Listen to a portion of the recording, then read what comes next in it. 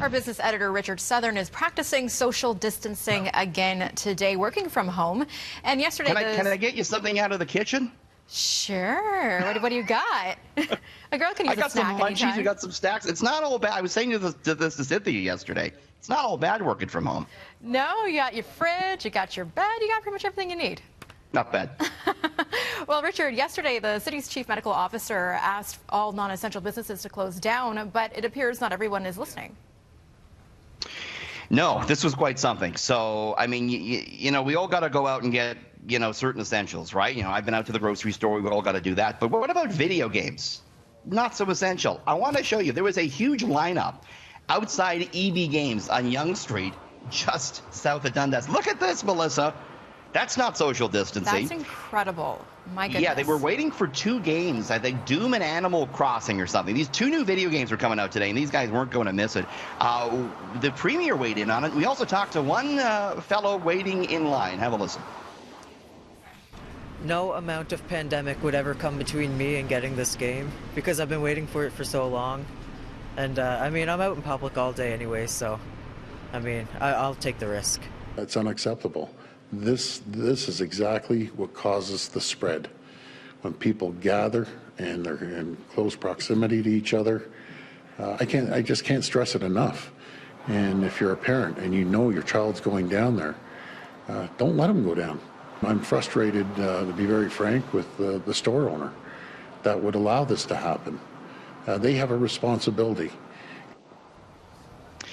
So EB Games actually weighing in on this. They said, you know, we're taking it seriously. To further protect our associates and shoppers, we will be closing all stores to walk-in traffic on March 20th, allowing only those who have reserved Animal Crossing and or Doom to pick up their games in stores. The statement goes on to say that stores will return to normal reduced hours on Saturday. I've heard of Doom. I thought that was an old game. I don't know. I'm out of the loop here, but I wouldn't be waiting in line. I'd be following the social distancing advice, Melissa. Of course, safety's first, right? And it's something that we've heard time and time again over the last week. That social distancing. Having said that, apparently important. the online video games is surging. People are having a lot of fun playing video games while they're home. So there you go. Well, something to look into. And mortgage holders are being allowed to defer payments for 6 months during these unusual times. But that begs the question, Richard, what about those of us who rent rather than own?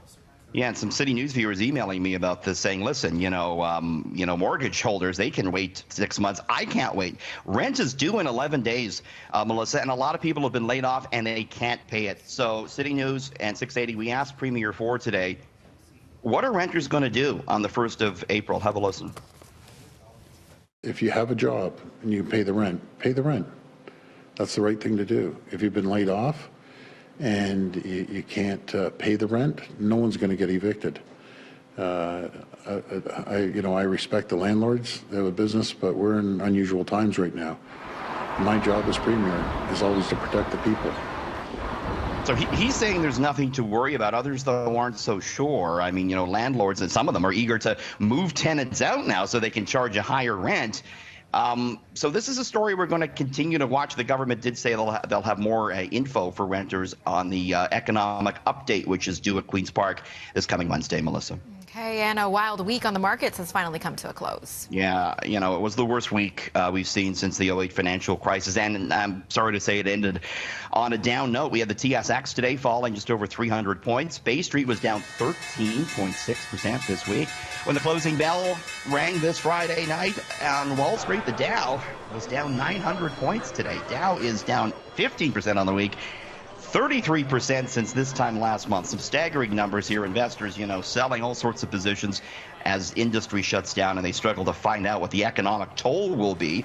Prime Minister Trudeau said today that 500,000 people have signed up for EI benefits just this week alone.